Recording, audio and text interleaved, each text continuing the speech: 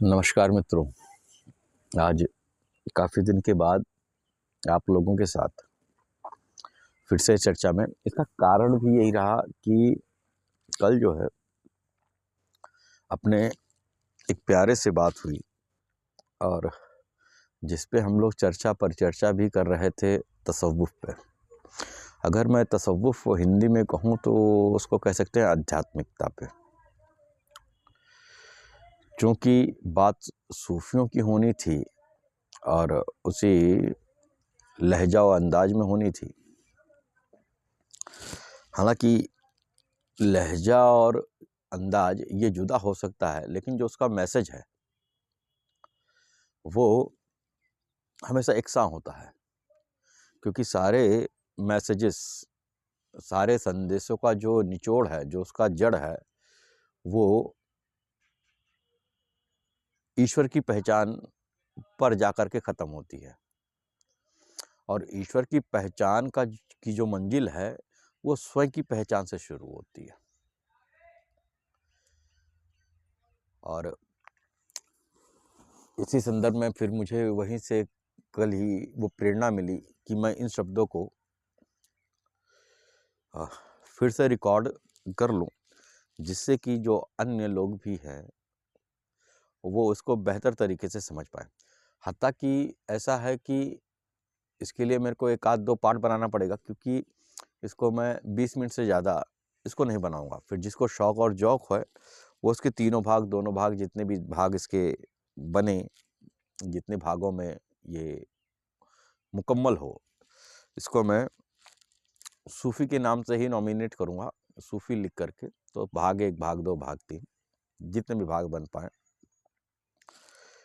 तो वो लोग जिसको समझना चाहें उसको वो समझ सकते हैं। क्योंकि मेरी आध्यात्मिक जीवन की जो शुरुआत हुई, उस आध्यात्मिक जीवन की शुरुआत मैं अगर अपने हिसाब से सोचूं तो वो सन 1996 में,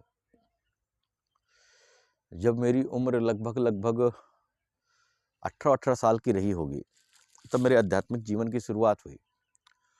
और सन 1996 में मेरा पहली बार ध्यान इस आध्यात्मिकता की तरफ गया, क्योंकि ईश्वर की बड़ी कृपा रही कि हमारा परिवार, मेरे माता पिता बचपन से ही इस आध्यात्मिक क्षेत्र में दीक्षित हैं, इसी परिपाटी में दीक्षित हैं। और वो अपने रोजमर्रा के साधनात्मक कार्यों को करते रहे। वो एक ऐसी उम्र थी जिसमें मैं आध्यात्मिकता को समझता तो नहीं था कि वास्तव में स्पिरिचुअलिटी होती क्या है, तसव्वुफ होता क्या है। लेकिन परिवार को देखते हुए मेरा एक रुझान जो है उनकी तरफ से बना रहा। और इसके एवज में मैंने इसको संतुष्ट करने के लिए उनके साथ में मैं जा कर के उसी पंथ में, उसी मत में मैंने गुरु दीक्षा भी ली। लेकिन जो तस्कीन होती है, जो संतुष्टि होती है हृदय में, वो मुझे मिली नहीं। हालांकि वो व्यवस्था आज मेरी समझ में है, वो परिपूर्ण है। उस व्यवस्था में, उस ज्ञान में, उस मार्ग में एक राई के दाने के बराबर भी फर्क नहीं है, हकीकत में नहीं है। लेकिन चुनाचे एक क्यूरियोसिटी वाला बच्चा है ना, वो जानना चाहता है कि हकीकत क्या है। तो जब ये चीज़ मेरे को आनंद संप्रदाय से या आनंद मत में, जब मुझे उन चीज़ों के बारे में मालूम पड़ा, तो मैंने जब अध्ययन किया तो मेरे को बौद्धिस्ट भी मिले, क्योंकि जिस एरिया में, जिस क्षेत्र में मैं रहता था, वहाँ पर बौद्धिस्ट भी हैं, वहाँ पर क्रिश्चियन भी थे, वहाँ पर पंजाबी भी थे, जैन मेरे कई दोस्त रहे, मुस्लिम की भरमार की एरिया था। कुछ दूरी जाकर के 500 मीटर, 1 किलोमीटर की दूरी पर वो पूरा एरिया ही मुस्लिमों से भरा पड़ा हुआ था। और जब वहाँ से प्राप्त मार्ग और ज्ञान में मेरे को काफ़ी ड्युअलिटी दिखाई दी, ये अलग है, वो अलग है। तो चूँकि मैं शायद उस वक्त रहा हूँगा सेकंड ईयर बीकॉम में। तब मैंने इस चीज़ को समझने की कोशिश की कि कौन सत्य है, कौन असत्य है। कहीं ऐसा ना हो कि मेरे से कोई चीज़ कहीं छूट ना जाए। इस प्यास के चक्कर में मैंने तमाम सारे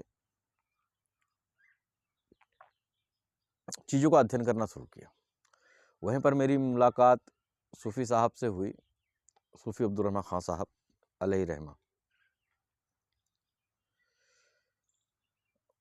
मालिक का शुक्र है, मैं बहुत-बहुत धन्यवाद देता हूँ ईश्वर को, मैं कृतज्ञ हूँ उनके प्रति कि उन्होंने एक ऐसा स्पीकर दिया मेरे को, मेरे सामने एक ऐसा स्पीकर आया कि जहाँ से मेरी समझ, आध्यात्मिकता को लेकर के मेरी समझ जो है, वो खुलनी शुरू हुई। आज भी कई बातें ऐसी हैं उनकी कही हुई, जो कि मेरी समझ में अब आती हैं। उस वक़्त नहीं आती, तो उस वक़्त तो उनका एक शौक था कि जब भी कोई बैठे उनके सामने, तो वो अपने हिसाब से बोलते रहते थे, बोलते रहते थे, बोलते रहते थे। अब तुम क्या पा रहे हो? जैसे कि नदी है, बह रही है, बह रही है, बह रही है। उसका काम ये नहीं है कि कौन पानी लेके जा रहा है, उसका काम केवल इतना है बहना, तो बहते थे। अब एक बात की कहानी मैं थोड़ा-सा रखना चाहूँगा, याद आ गई बात करते-करते।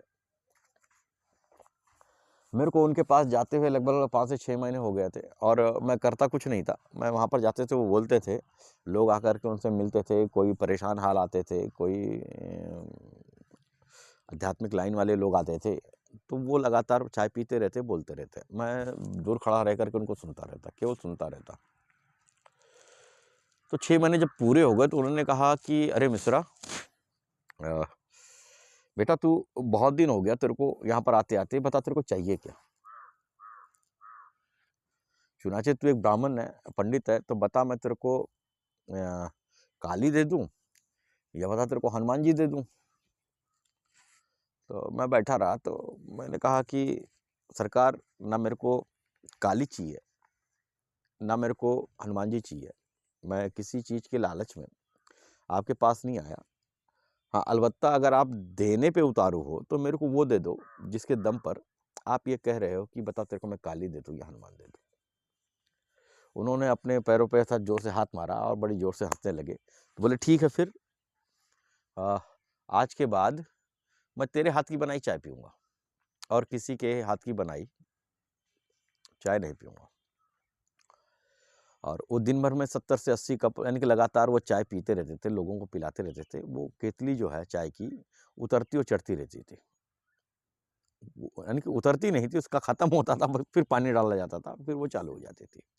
तो ये कंडीशन थी वहाँ की और लगभग 6 से महीने से 1 साल तक मैंने केवल उनको चाय पिलाई। यहाँ तक कि एक जो होता है, क्या कहते हैं उसको, खादिम, सेवक, मैं उनके खादिम के रूप में वहाँ पर फ़ेमस हो गया। लोग मेरे को खादिम के रूप में जानने लगे। हालाँकि उसका मुद्दा यही था मेरे सामने कि केवल मैं वो जान सकूँ वो चीज़ जिसके लिए उन्होंने वादा किया। वो चीज़ अपनी समझ में आई और ना ही कभी स्पेशली उन्होंने मेरे को कोई चीज़ बताई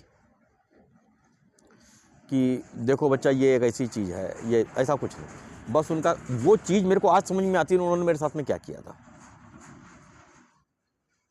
उस वक़्त का डाला हुआ इल्म, ज्ञान जो है मेरे को आज समझ में आया। जब वो समझ में आया मेरे को तो इस ब्रह्मांड की सारी किताबों का सार समझ में आ गया।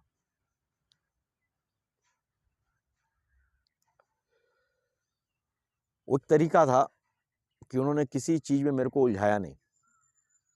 उन्होंने स्व के जीवन को केवल रिप्रेज़ेंट किया मेरे सामने और उसके पीछे जो मंत्र लगाई उन्होंने, तो वो एक ही मंत्र था कि अब तुम यहाँ पर बैठो, अब मेरे को चाय पिलाओ, और मैं लगातार चाय पीता हूँ।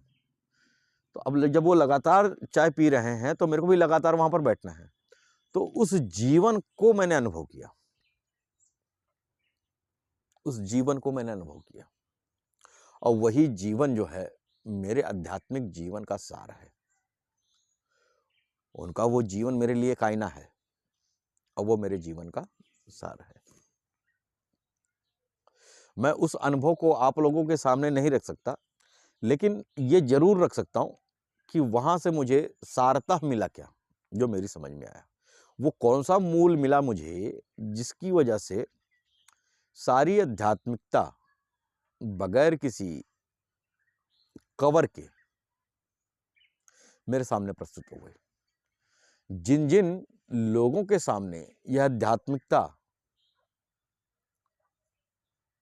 बगैर किसी आवरण के, बगैर किसी कलेवर के प्रत्यक्ष हो जाती है, उसे सूफी कहते हैं। वही संतत्व को प्राप्त होता है, वही पूर्णता की तरफ एक कदम रखता है। सूफी होना कोई छोटी बात नहीं है, कोई छोटी बात नहीं है। ये अपने आप में इनकलाब है, अपने आप में एक बहुत बड़ा परिवर्तन है, जिसमें मनुष्य एक लंबी दूरी तय करता है। या इसको मैं और एकदम सटीकता हिंदी में बताऊं तो वेदांत में उतर जाना, वेदांत जीवन में उतर आना। यहाँ वेदांत से मतलब मेरा वेदों की ऋचाओं से नहीं है, उनके मंत्रों और उनके श्लोकों से नहीं है। वेदांत का मतलब ये होता है कि जब व्यक्ति संसार के प्रत्येक वस्तुओं को तत्व रूप में देखने लगे, जब वो तत्व से चीजों का निरूपण करने लगे, तब व्यक्ति वेदांती होता है। वेदों का जो सार है वो तत्वों के अनुसार हर चीजों की पहचान के ऊपर डिपेंड करता है। मैंने काफी कुछ बोला है वेदांत में, मेरे पिछले आप सीरीज में आप देख सकते हो। तो एक सूफी जो है वो तत्व पे चलता है, वो वेदांती होता है। और एक ऐसी स्टेज आती है, एक ऐसी मंजिल आती है जहां पर जाकर के दुई खत्म हो जाती है। जब दुई खत्म हो जाती है तब किसी भी प्रकार के प्रपंच से, किसी भी प्रकार के प्रपंच से, किसी भी प्रकार की संस्था से या किसी भी प्रकार के अकाउंटेबिलिटी से उसका कोई मतलब नहीं रह जाता। वो केवल और केवल अपने स्व में स्थित होता है, और इसी स्व में स्थित होने को ही वेदांत कहा जाता है। वेदांत के ऊपर मैंने पिछली बैठकों में बोला हुआ, आप उस पर गौर कर सकते हो। तो एक सूफी जो है वो वेदांती होता है। मैं उसके बाहरी करलेवर की बात नहीं कर रहा, उसके बाहरी आवरण की बात नहीं कर रहा, मैं उसके मूल की बात कर रहा हूँ। इसकी जो व्यक्ति सूफी बन गया वो उसके मूल में आ गया, वो सनातनी है, क्योंकि यही चीज सनातन है। चीजों को तत्व रूप में पकड़ना और उसके अनुसार उसके साथ में बिहेव करना, अपनी चेतना को ऋणात्मकता से निकाल करके धनात्मकता वाली पोजीशन में लेके आ जाना, यही वेदांत है। और यही सूफी भी करता है। अब वो कैसे होता है ये आपके गौरव फिक्र पर निर्भर करता है। ये एक ऐसी राह है जहां पर सदैव एक जगह खाली है गुरु की, ताकि वो आपको अपने रूप में ढाल सके, अपने आप को आप में उतार सके। तो ईश्वर की असीम कृपा रही मुझ पर कि मैंने पूरे जीवन में आध्यात्मिक परिक्षेत्र में 5 गुरु किए, जिसमें बौद्धिस्ट भी है, सनातनी भी हैं, सूफी भी हैं,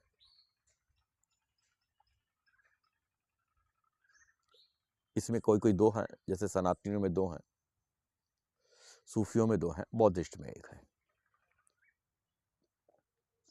तो 5 गुरु मैंने आध्यात्मिकता को निखार के लिए, उसकी और गहराई को पकड़ने के लिए किए हैं।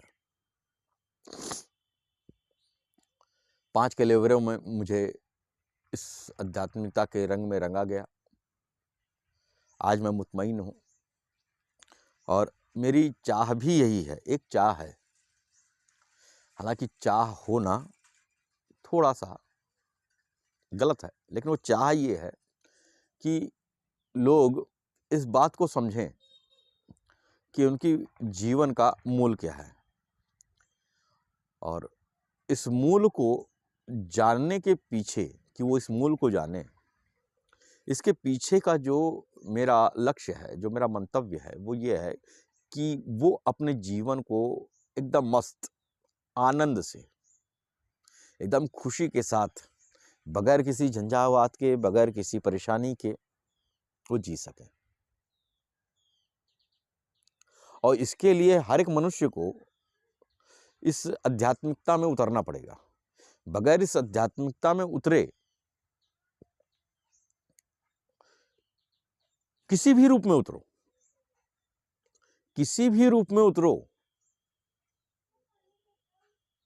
क्योंकि ऐसी कोई जगह नहीं है जो उससे खाली हो, और ना ऐसा कोई वंदना है, ऐसा कोई आप कोई ऐसी वंदना नहीं कर सकते जिससे कि हम उसको तुष्ट कर पाए, हम उसकी वास्तव में प्रशंसा कर पाए। वो हमारे शब्दों से, हमारे वंदनाओं से परे की चीज है। ये वंदनाएं,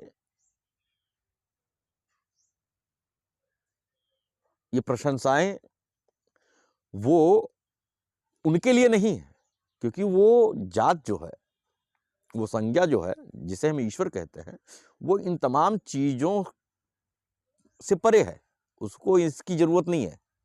अलबत्ता जब हम इस तरीके की कोई भी क्रियाएं करती हैं, इस तरीके की कोई भी चीजों को हम करते हैं, तो हम अपने आप को प्यूरिफाई कर रहे होते हैं, हम अपने आप को इस योग्य बना रहे होते हैं कि अब हमको उसकी पहचान हासिल हो जाए।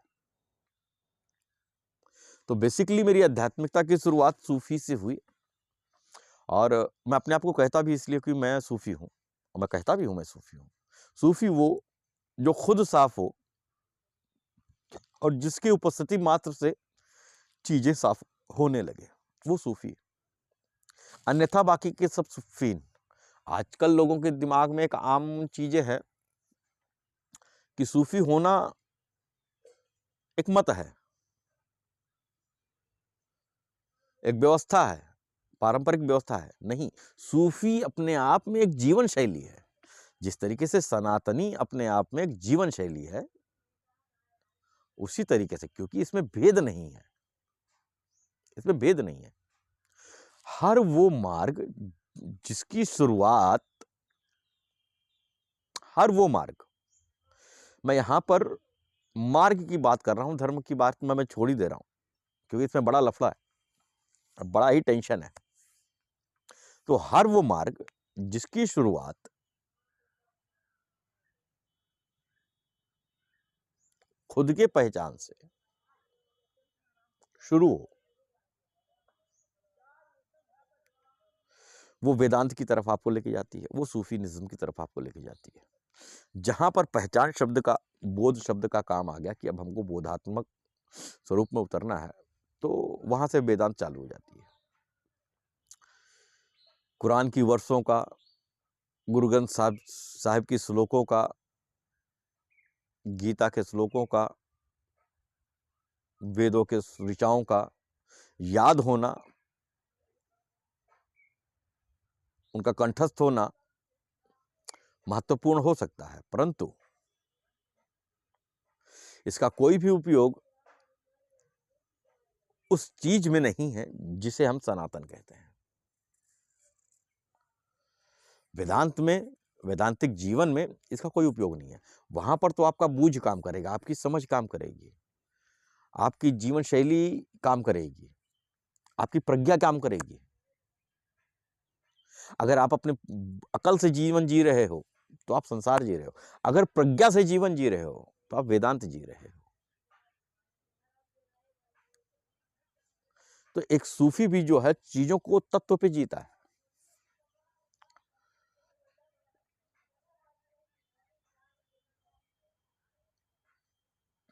और वो पूरा जो सूफीनिज्म का जो बेस है, वो ईश्वर की पहचान को लेकर के है। कि ईश्वर की पहचान हमको हासिल हो। जिसको ये पहचान हासिल हो गई वो पास हो गया, और वो सब जगह पास हो गया। भाई जब आपने एक मैं किसी निज़्म की बात नहीं कर रहा, आप मेरे कई पंजाबी दोस्त हैं, उनकी कई बातों पे मेरा समर्थन होता है, मेरी कई बातों पर वो वाह-वाह कर लेते हैं, मैं उनकी बातों पे वाह-वाह कर लेता हूँ। मैं उनकी बातों पे मस्त हो जाता हूँ, वो मेरी बातों पे मस्त हो जाते हैं। क्यों? क्योंकि हमारा जो केंद्र बिंदु है, चीज़ों को महसूस करने का, चीज़ों को जानने का, वो एक सा है। वो वेदांती हैं, वो सिख भाई वेदांती है, वो जैन भाई, वो बौद्धिस्ट वेदांती है। सारा झगड़ा जो है बाहरी रंग रूप को लेकर के है। यदि आपने स्त्रीत्व को समझ लिया तो स्त्री को समझने की कोई आवश्यकता नहीं। स्त्रियां तो कई सारी हो सकती हैं, लेकिन उनमें मौजूद स्त्रीत्व की भावना जो है, स्त्रीत्व जो है, ये तत्व है। जब आपने इस तत्व से स्त्री को समझ लिया, इस स्त्रीत्व से स्त्री को समझ लिया, तब आपने सब कुछ समझ लिया। अब आपको किसी भी स्त्री को, कोई भी स्त्री आपको परेशान नहीं कर सकती, क्योंकि आपने उसके मूल को समझ लिया। तो ये एज एग्जाम्पल मैंने समझाने की कोशिश की कि आप इसको समझ सके। अब इस बात को शुरू करने से पहले, चूंकि बात मैं सूफीनिज्म की कर रहा हूं, ताकि मेरे कई बच्चे और कई भाई इस चीज को समझ सके, तो इसको शुरू करने से पहले मैं एक खुतबा मतलब होता है प्रवचन या संदेश, जो कि किसी विशेष मौके पर अपने बड़ों के द्वारा दिया जाता है। इसको आप समझ सकते हो निर्देश। मौला कायनात हजरत अली अलैहिस्सलाम आपके जरिए से दिया गया एक खुतबा है। तो उस खुतबे को मैं जस का तस हिंदी में बोलने की कोशिश करूंगा, ताकि हम और आप उस खुतबे के मूल को समझ पाए। ये खुतबा मेरे को खैर मुकम्मल तौर पे शब्दशः याद तो नहीं है,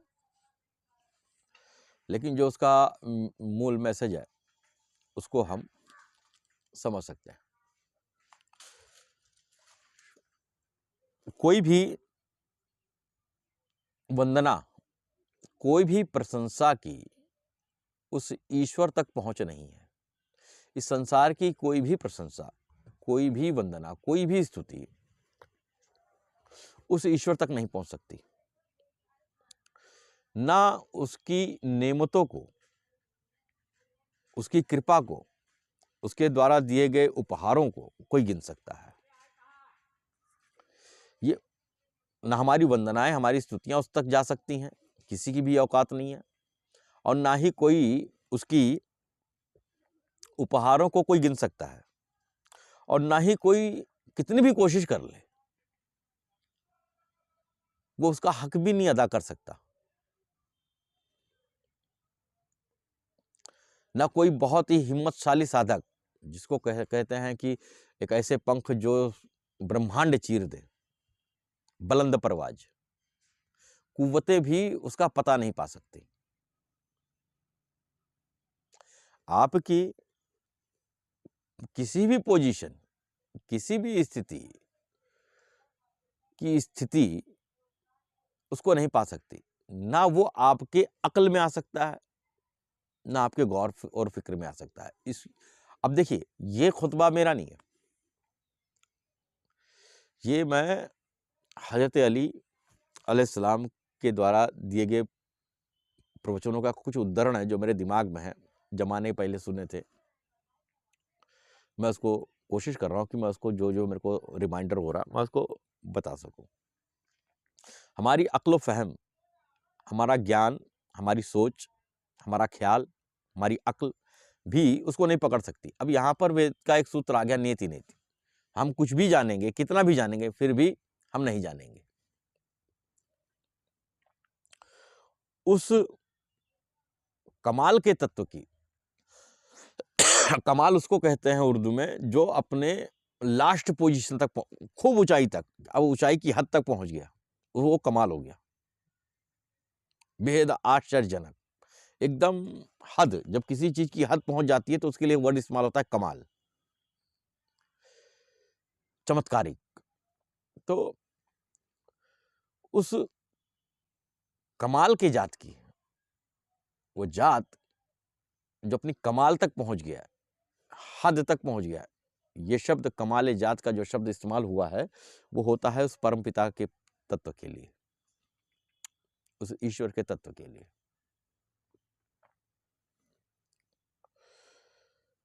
उसका कोई हद नहीं बांधा जा सकता, बेहद है। ना उसके प्रशंसा के लिए कोई शब्द हमको मिल पाएंगे।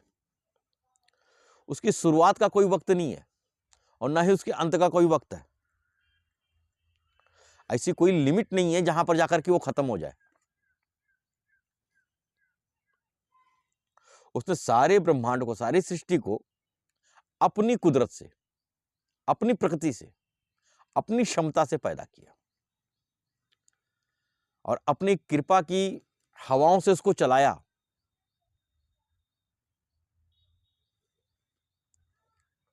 उसने ही पूरे संसार में जो भी हम देख रहे हैं, पहाड़, पेड़, पौधे, उनको उनके प्रकृति के अनुसार स्थापित किया।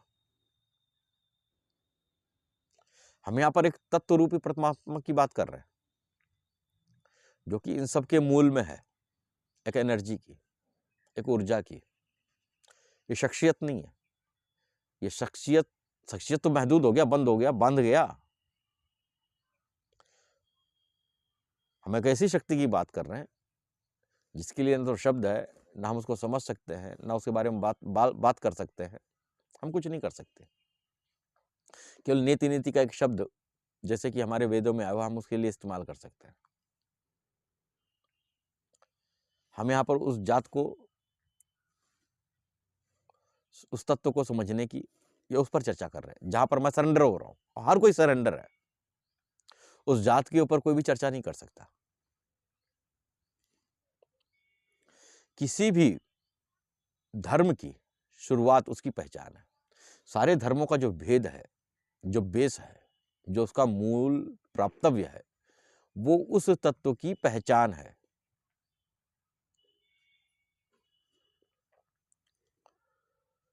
और पहचान में कमाल यह है, पहचान की पूर्णता यह है कि हम उसको, एक शब्द आता है तस्दीक, प्रमाणित कर लें। पहचान हो गई और वो पहचान अपनी पूर्णता पे तब पहुंचेगा जब हम उसको प्रमाणित कर दें, तस्दीक कर लें। और कमाले तस्दीक, किसी को प्रमाणित करने का जो कमाल है, उसकी जो पूर्णता है, वो तौहीद है। तौहीद का मतलब एकत्व, कि अब एक ही है, अब दूसरा कोई नहीं है। ये बेस है। पहचान, पहचान से प्रमाण और प्रमाण से एकत्व, कि हम बस एक में आ गए, अब एक है,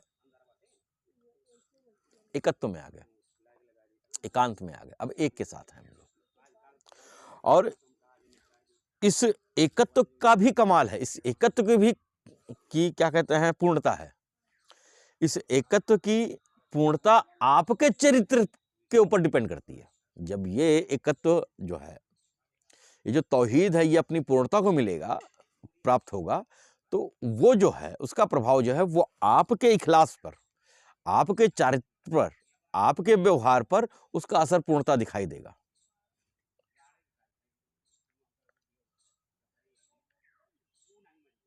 इखलास का मतलब होता है बिहेवियर, व्यवहार, कि आप संसार में कैसा बिहेव करते हो। और कमाले इखलास ये है अब आपके व्यवहार का कमाल ये है कि वो इस संसार में जो भी दुई दिख रही है, जो भी दुई दिख रही है, जो भी विशेषताएं दिख रही है, जो भी गुण दिख रहे हैं, जो भी गुण दिख रहे हैं, वो उन गुणों को खत्म करके उसके पीछे के तत्व को देखने लगता है। जब उस तत्व में वो जीने लगता है, तब स्वतः ही उसके चरित्र में बदलाव आ जाता है। तो ये चारित्रिक बदलाव तौहीद एकत्व से पैदा होता है, और इस इखलास के साथ, इस व्यवहार के साथ वो जीवन व्यतीत करता है, तब उसको गुण नहीं दिखाई देते। उन गुणों के पीछे का जो तत्व है, उन गुणों के पीछे जो तत्व कार्य कर रहा है, ये उन तत्वों को जीने लगता है। वो जो गुण है फिलहाल अपने हकीकत की वो गैर है। जैसे कि जल तत्व है, जल एक चीज है, उसका तत्व है ठंडाई, उसकी विशेषता है, उसका गुण जो है, तत्व कह रहा हूं मैं, उसका जो विशेषता है वो ठंडाई है, उसका गुण है। पानी का गर्म है, एक पेड़ का रूपरेखा है, ये हर एक अपनी सिफात से है, अपने गुण के साथ में है। तो इन गुणों के पीछे, जैसे कि एक भक्त है, भक्ति उसका गुण है, ये भक्ति जो है उसका एक भाव है, उसका एक गुण है, जो कि उसके अंदर से प्रकट हुआ है। तो उस भक्ति के पीछे की जो सत्यता है,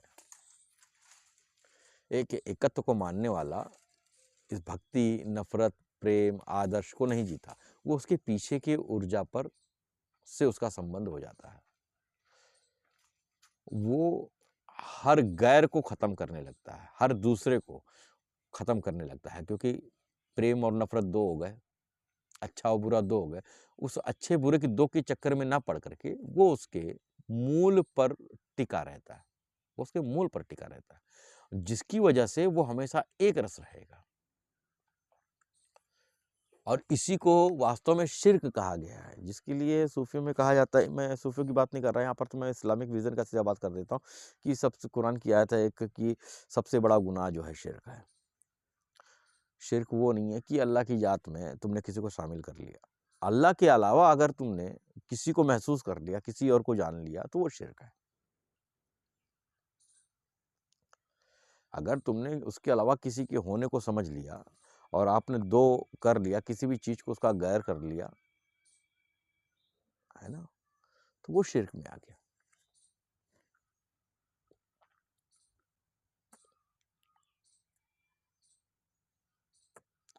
उस जात का कोई साथी नहीं है,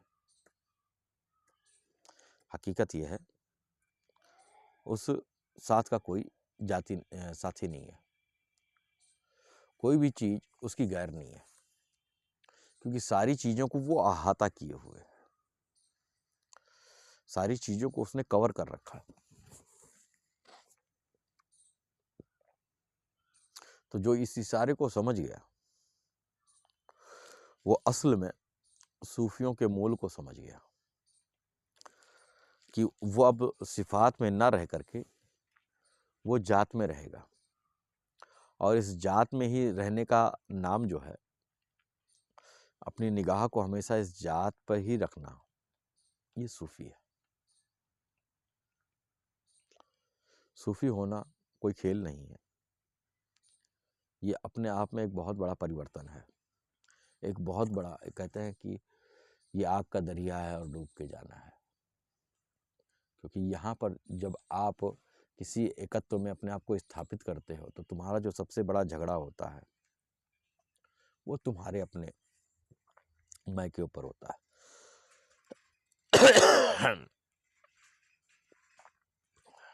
ऐसी कोई जगह नहीं है जो उससे खाली है।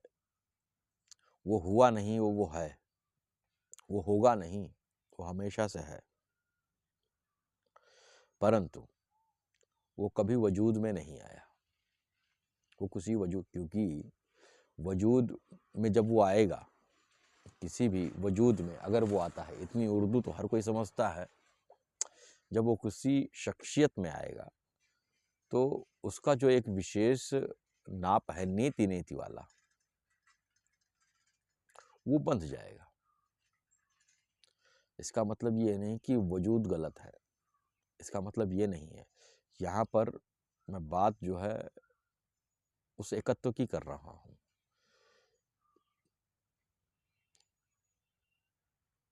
इसको आप ऐसा समझिए कि वो एकत्व समझ में कैसे आती है। सूफियों में नुक्ते का बहुत बड़ा दखल है। नुक्ता नुक्ता नुक्ता नुक्ता, नुक्ता का मतलब होता है बिंदु, द पॉइंट।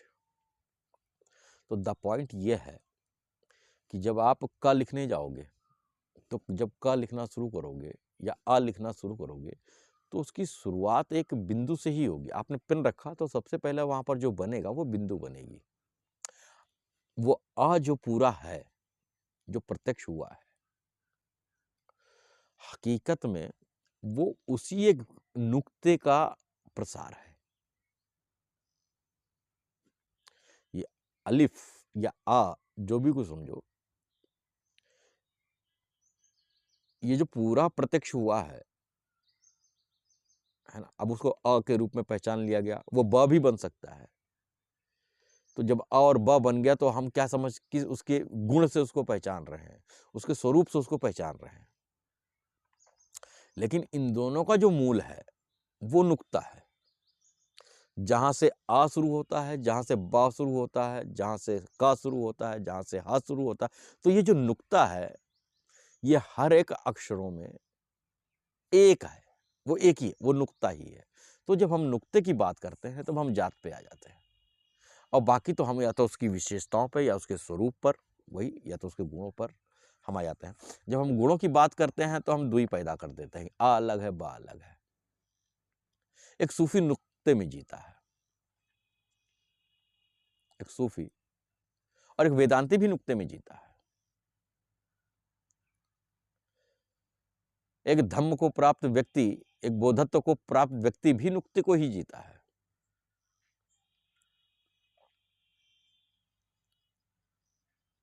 तो हम उस नुक्ते को समझें। हमारी सारी बात जो हो रही है, हम तत्व पे बात कर रहे हैं, धर्म पे नहीं बात कर रहे। हम सनातनी पे बात कर रहे हैं, हम वेदांती पे बात कर रहे हैं, हम सूफी पे बात कर रहे हैं।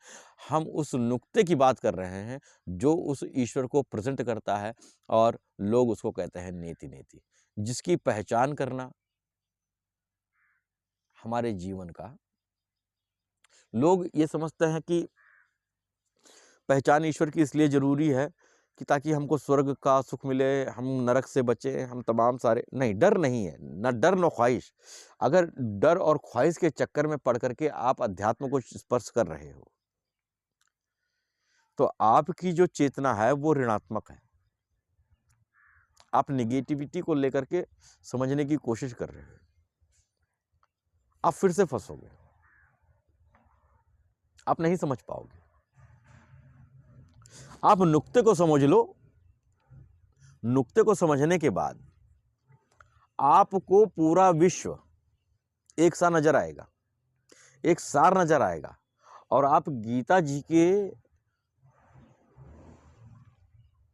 4th अध्याय में दिए गए उस विधि को समझ पाओगे, उस ज्ञान को समझ पाओगे, जिसको समझने के बाद उन्होंने कहा कि वो ऐसा मनुष्य मुझे स्पर्श कर लेता है, और जो मुझे स्पर्श कर लेता है वो स्वयं कृष्ण हो जाता है, क्योंकि मुझे जानने वाला मेरे अलावा कोई रह ही नहीं जाता। तो यहां पर उन्होंने कहा कि तत्वदर्शी गुरु की तलाश करो, क्योंकि तत्वदर्शी गुरु जो है स्वयं कृष्ण है। शिव तत्व, कृष्ण तत्व, राम तत्व वस्तुतः ये एक ही है। क्योंकि जब हम बात नुक्ते की करेंगे, बात उस केंद्र की करेंगे,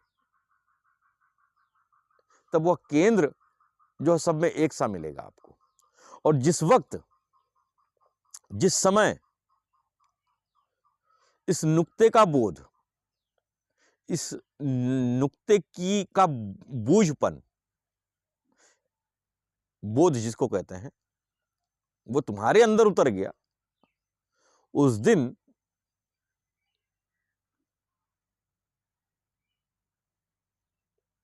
तुम्हें संसार की पहचान हो जाएगी,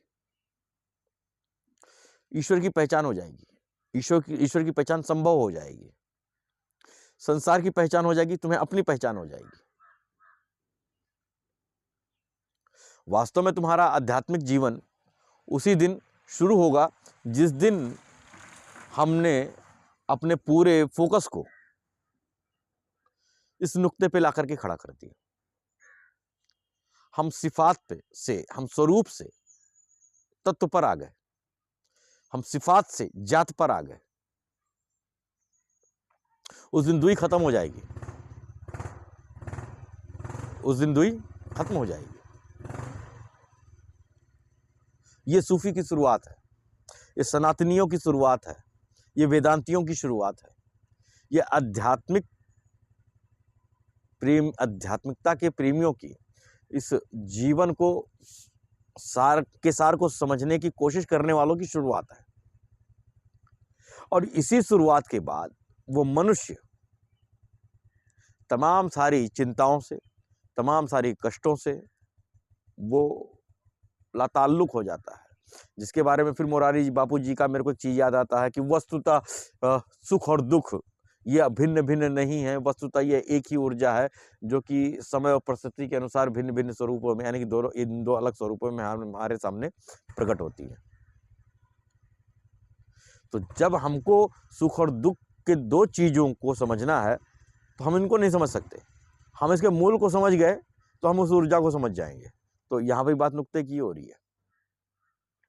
मुरारी बापू जी का फिर से कथन है, हालांकि ये जो कथन है स्वामी विवेकानंद जी का है, ये उद्गार मैंने मुंह से सुने थे मुरारी बापू जी के मुंह से, इसलिए मैंने कहा कि ये मुरारी बापू जी का कथन है। हालांकि ये कथन जो है स्वामी विवेकानंद जी का है। मुरारी बापू जी ने कहा कि संसार की कोई भी शय ऐसी नहीं है जो कि तुमको दुखी कर सके जब तक तुम उसे परमिशन ना दो कि वो तुम्हें दुखी करे। सारा मामला जो है आकर के तुम्हारे ऊपर डिपेंड करता है कि वास्तव में तुम जी क्या रहे हो और तुम जीना क्या चाहते हो। मौलाए कायनात का खुतबा तो रही गया, आधा मैंने जो मेरे को रिमेम्बर हुआ उसको मैंने बोला। फिर जब हम दूसरा बात शुरू करेंगे तो फिर से हम खुतबे से शुरू करेंगे, जो शेष बचा हुआ, अभी तो शेष बचा हुआ खुतबा।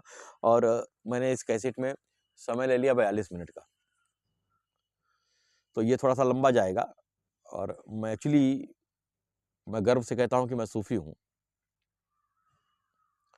मैं अपने आप को वेदांती भी कह सकता हूं, क्योंकि दोनों के मूल स्वरूप में कोई अंतर नहीं है। और हर एक चीज जब अपनी पराकाष्ठा को पहुंचेगी, अपनी पूर्णता को पहुंचेगी, पूर्णता का मतलब ये होता है कि अब सब कुछ है। कोई भी चीज अपनी जगह पे जब यथावत स्थिति में पहुंचेगी तो आके जब रुकेगी तो वो नीति पे शुरू रुकेगी। और इस पूरे मुद्दे का जो मैंने, इस पूरे सेशन का जो मैंने संकल्प लिया, उसका कारण केवल एक ही था कि मेरे सूफी भाई हैं, मैंने हिंदी में तो बहुत बोला है, हालांकि मैंने बोला ही सूफीनिज्म है, तो मेरे कई सूफी भाइयों को ये समझ में नहीं आया मतलब उनको काफ़ी परेशानी का अनुभव हुआ। तो मैंने कहा कि मैं इसको फिर से बोलता हूँ ताकि आप इसको समझ सको। तो मैं कोशिश करूँगा कि वास्तव में आप इस आध्यात्मिक पथ को शुरू कर सकें। तो मौलाए कायनात के खुतबे का जो अगला भाग है मैं अगले में बोलूँगा, और उसके बाद इस सेशन को हम बढ़ाते हुए 2 से 3 भागों में ख़त्म करेंगे। और मेरी रिक्वेस्ट है कि यदि कोई भी सूफीनिज्म को मूलतया समझना चाहे तात्विक रूप में, तो मैं ये नहीं कहता, ये मेरा दावा नहीं है कि मैंने इसका निरूपण बेहतरीन ढंग से कर दिया, इसको प्रेजेंट कर दिया। ये मेरी समझ है जो कि किसी के कृपावश, ये मेरा बूझना है जो कि किसी के कृपावश मुझको प्राप्त हुआ। और चीज़ों की जो पूर्णता है, किसी भी चीज़ की पूर्णता है, वो इसी में ही है कि उसको पास ऑन कर दिया जाए, उसको रोक के न रखा जाए। तो जितने मेरे सनातनी भाई हैं वो भी इसको सुन सकते हैं। जब वो उसको सुनेंगे वास्तव में, तब जो पिछली सेशंस में मैंने वेदांत के ऊपर चर्चा की है या मनुष्य के स्ट्रक्चर के ऊपर चर्चा करी है, वो इसको भी बहुत अच्छी तरीके से समझ पाएंगे इसके माध्यम से भी, और अपने जीवन को पूर्णता की तरफ ले जा पाएंगे। और जीवन में पूर्णता का होने का जो मकसद है, जो मतलब है, वो तस्कीन है, तृप्ति, कि हमारा हृदय, हमारा वजूद जिस पाने को तलाश कर रहा है, जिस खुशी को तलाश कर रहा है, जिस मस्ती को तलाश कर रहा है, जिस आनंद को तलाश कर रहा है, जिसके साथ में होने के मात्र से ही आप मस्त हो जाएं, बेफिक्र हो जाएं, सारी झंझावात, सारी मुश्किलें खत्म हो जाएं,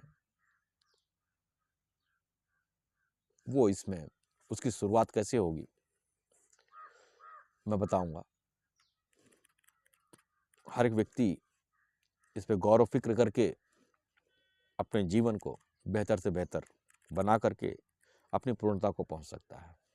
आज के लिए बस इतना ही, शेष अगले बार में हम बात करेंगे। धन्यवाद। सूफी के नाम से मैं इसकी 4-5 सीरीज बनाऊंगा जिसमें ये बात मेरी मुकम्मल होगी। आप समझ सकते हैं कि पिछली बार जब हमने बातें की थी